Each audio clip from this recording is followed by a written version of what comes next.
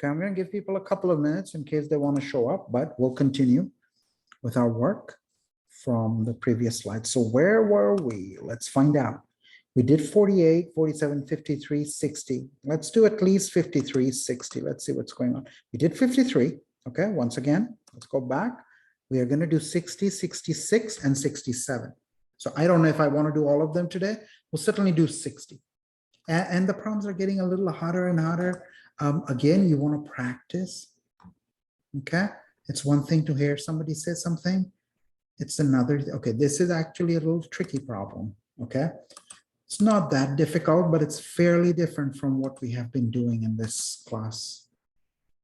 Fairly different. So let's do it. Now I'll record. I'm recording, if I'm not mistaken. We have a couple of our students are back. That's a good sign. Again, guys, this is a slightly difficult problem. Difficult, not in the sense that it's beyond us. Difficult means it's a new format. Okay, I can do it on my Word document. Okay, it's not a difficult problem, except for you have to understand a bunch of things. Okay, 1/3 of the people are seated in 2/3 of the chairs. That means if I just say 1/3 of the people are seated, it's a convention. They're not lying down. So if 1/3 of the people are seated, 2/3 are standing. And you really have to get that. Not this 2/3. Okay. Again, this is one of the things where it would help if we were all in the same room, right? Think about you're sitting in a bunch of, there is a bunch of chairs. Some people are seated on the chairs. Nobody's sitting on the floor. And some people are standing. Okay. And some of the chairs are empty. Some of the chairs are occupied. Okay. And there is a link between the two. All right. So make a little table. Make a little table. Let me see how I can do one more thing. Okay. This really helps. I'm going to do two versions of this problem. So again, I'm going to make a nice table. Chairs. And people. I'm going to make actually two tables.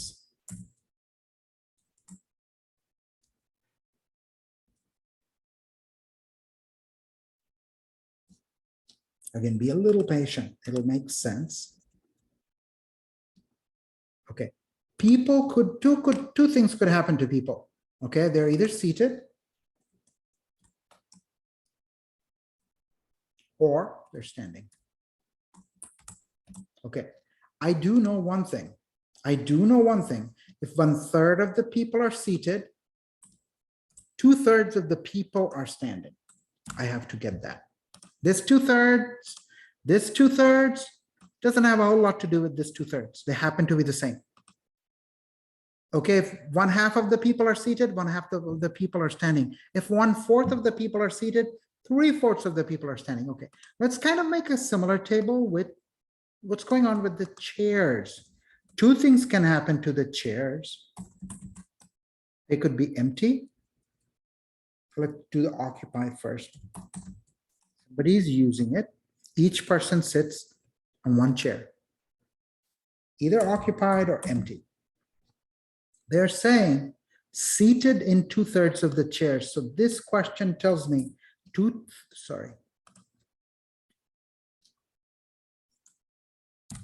and this, I don't know. I'm going to leave it blank. Okay. Okay. So back. This tells me if 2/3 of the chairs are being used, occupied, same, 2/3. What portion of the chairs? We're not talking about people. What portion of the chairs are empty? I'm going to say 1/3. If 2/3 are being used, 1/3 of the chairs are empty. Okay, that comes again. When I do another problem, it'll click a little better. This goes here. And this is simply 1 minus 1/3. And this goes here. And this is simply 1 minus 2/3. And you really want to see it. You really want to see what's going on. If 1/3 of the chairs are empty, 2/3 of the chairs are being used. If 1/3 of the people are seated, 2/3 of the people must be standing. We should be able to go back and forth. Having said that, now in parentheses, I'm going to write the number. They're saying if there are 3 empty chairs, only 3 chairs are empty. So this must be 3. If 3 chairs are empty, and if 1/3 of the chairs are empty, this has to be 9. If 1/3 is 3, 2/3 must be 9. Okay, now you have to understand, it's a little tricky, I know, guys. You have to understand if 2/3 of the chairs are occupied, that should be the number of people that are sitting. When you go to a convention, one person uses 1 chair, right? So this has to be 9. This has to be 9. Why? Number of occupied chairs must match the number of people that are seated.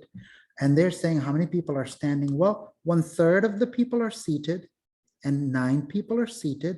This has to be 18. I'm going to write my answer nicely in the bottom, right here. Therefore, Wouldn't 9 be the total number of seats? say that Is- once again.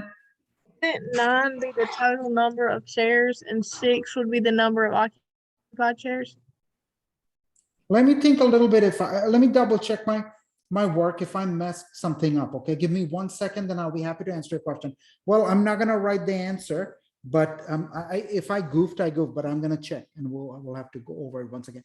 1/3 of the people are seated, so 2/3 of the people are standing. I'm okay with that, and 2/3 of the chairs are being occupied, so 1/3 empty. And the question says the rest of the people in the room decide to stand. If 3 empty chair. So, oh, you're right. You're absolutely right, Brianna. My math is bad here. Thank you. Okay, that's why I want you guys to come. Okay, if I'm understanding you right, you're absolutely right. Okay, so this is what Brianna is saying. Thank you. So is that what you're saying? This has to be 6, Brianna? Is that what you're saying? Yes, sir. Absolutely. If this is 6, this has to be 6. Why? Number of people seated must match the number of chairs that are occupied. If 6 people are seated, this has to be 6 times 2, 12. Would you be okay with that now? Yeah. Awesome. Therefore, 12 people are standing. I'm going to check my answer, but I think you guys are right. Yeah, 12. Good, good. Let's pause there a little bit.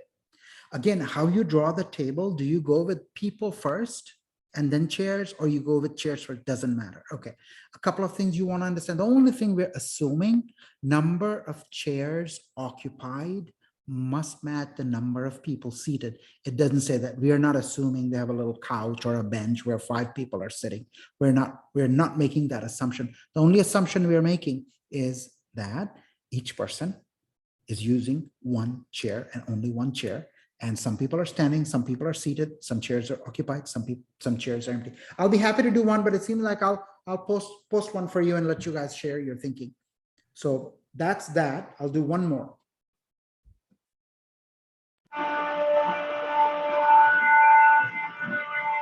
I can barely hear you if you're trying to talk, but try again. No, I was just about to say I have to go to a lab class at 1 o'clock. So, but thank you. I appreciate it. Okay, come tomorrow. We'll start at 11:30. See you. Okay, thank you. Awesome. So, all right. So, Brianna, we're gonna do one more. Okay, both of you have to go. That's fine. I understand. I'm gonna do one more of the chair problem. Let's do one more.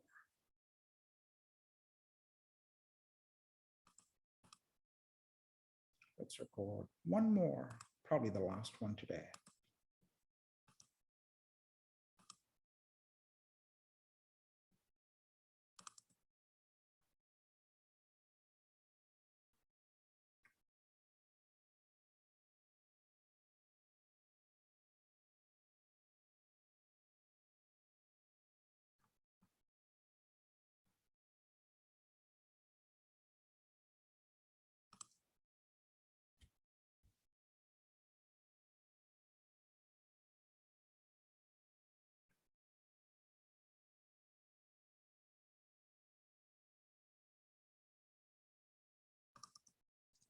So, all right, let's take this one. Let's take this one. And as before,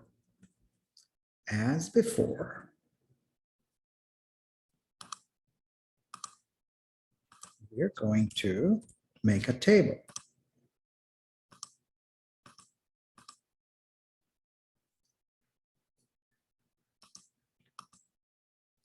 All right, so we're going to make a table. We have a bunch of people that are seated and a bunch of people that are standing.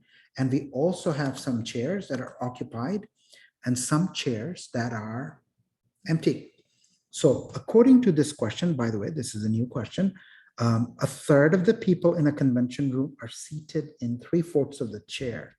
A third of the people are seated. I'm going to write 1/3. And automatically 2/3 of the people are standing. And 3/4 of the chairs are being occupied. I'm going to put 3/4 here. And clearly 1/4 has to be empty. Now, there are 6 empty chairs. So this has to be 6. Okay. If 1/4 is 6, 3/4 have to be 6 plus 6 plus 6, which is 18. As before, the number of occupied chairs must match the number of seated people. So that tells me this has to be 18 as well. Well, if this is 18, how many people are standing? If 1/3 is 18, 2/3 will be 18 times 2 or 36. And I believe that's my answer. So I'm going to write it down and I will check my answer. So I'm going to say 36 people are standing. Okay, let me check my answer. And that's not a bad sign. It does match. So I am going to stop here. I'm going to hang around and I'm going to be available if somebody wants to come in and use this as an office hour. So we did 3 or 4 problems. We should be able to wrap up this packet next class. And just to let you know, next class, a couple of students told me it'll help them if it starts at 11:30 and I can start 11:30. And so from this point forward, unless we have to make changes, I will start at 11:30 and it's the same link right here. Class link, it says I'm going to start at 11:30 till 1 p.m. All right. The last half an hour will be like office hour. I will be available. So that's all the recording we have for today. I'm still in the room. If you need to come and talk, we'll be happy to talk. All right. Goodbye.